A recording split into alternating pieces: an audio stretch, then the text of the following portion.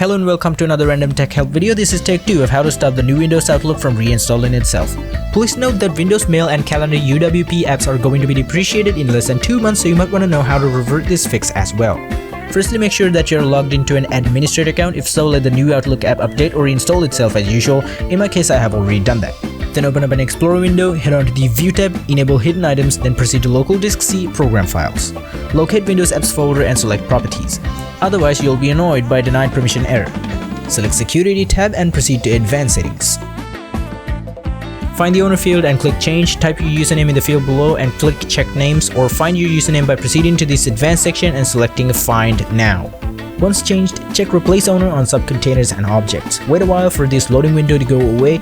You might encounter yet another warning window around this time as well. If so, hit OK and exit the main advanced section by hitting OK. Now open Windows Apps folder, sort everything by modified date and locate this folder or folders named like this.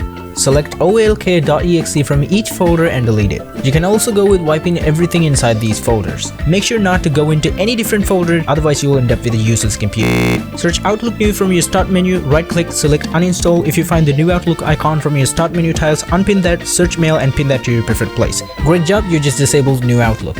With this fix, you do not need to reset the Mail and Calendar apps at all.